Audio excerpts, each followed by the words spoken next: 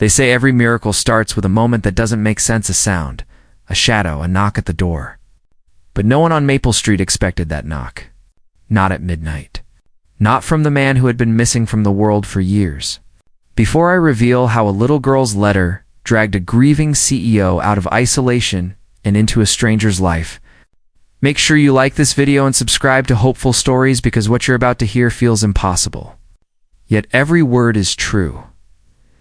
The night began with a storm that rattled the windows of Hartzell Industries. The kind of storm that felt like it held secrets in its thunder. Adam Hartzell stared at the dark skyline, his reflection blending into the rain-streaked glass, his mind drifting to the empty side of the bed he hadn't touched since Emily died. The city knew him as a ruthless CEO, a man carved from discipline and grief. But they didn't know the truth.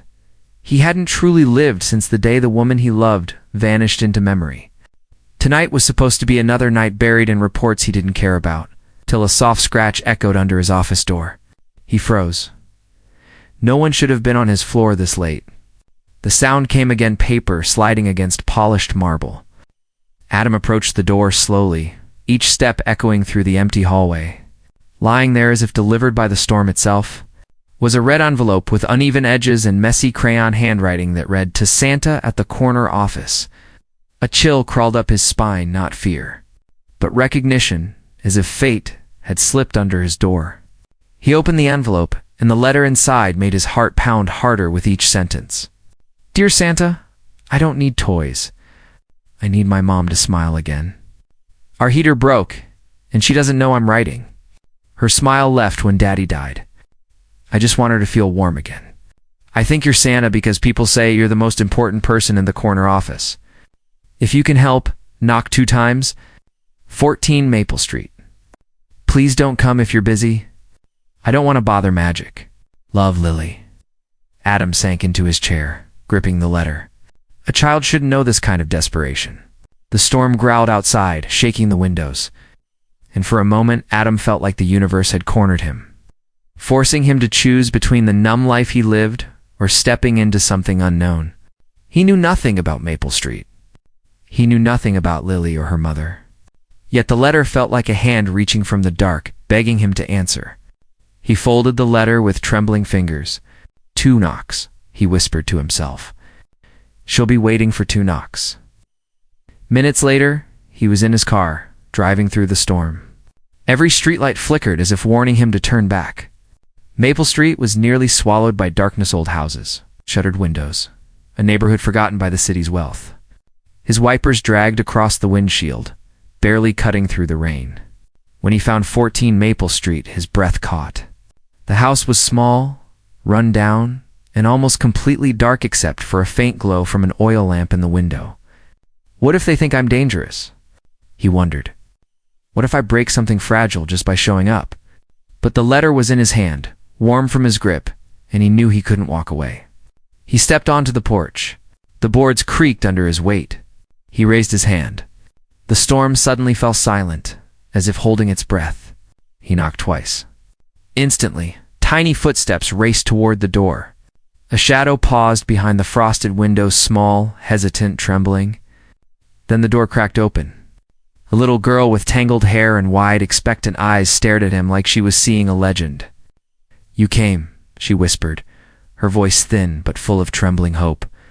Before he could respond, a woman with tired eyes and a protective grip on her daughter pulled the girl back. "Lily, who is this?" she demanded, panic rising in her voice. Adam tried to speak, but the words tangled in his throat. He held up the red envelope. "I got her letter," he said. The woman stiffened, shock flickering across her face. "Letter? What letter?" Lily tugged free from her mother's grasp. "Mom, it's Santa," she insisted. He knocked 2 times, just like I asked. The woman's breath hitched. The storm roared again outside, and Adam realized he was standing at the crossroads of his old life and a new one he wasn't sure he deserved. For a few long, charged seconds, no one moved. The storm hammered the world outside. But inside, that small porch light shimmered over 3 broken hearts caught in the same restless quiet. And then the woman stepped back slowly, just enough to allow Adam inside. Not with trust, but with exhausted surrender. Because something in his eyes mirrored something in hers, familiarity with loss that words couldn't hide. The living room was dim, lit only by the struggling lamp and the glow of a candle on the coffee table. The air biting cold from the dead heater.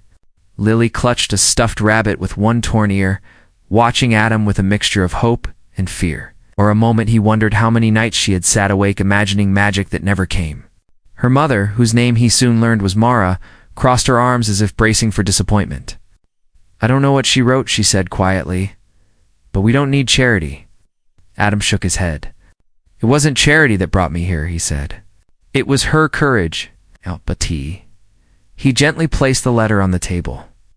Mara picked it up, reading each line, her expression shifting from confusion to anger to heartbreak. By the time she reached the end, her hands were trembling. "You shouldn't have carried this alone," she whispered to Lily, her voice fraying at the edges. Lily leaned against her. "Mom, I just wanted you to smile again." Those words, simple, small, yet heavy as stone, hit the room like a silent thunderclap. Mara's face crumpled, but she forced the emotion back. The way grieving people often do when they've held too much for too long. Adam cleared his throat softly. "May I help with the heater?" Mara hesitated, torn between pride and desperation.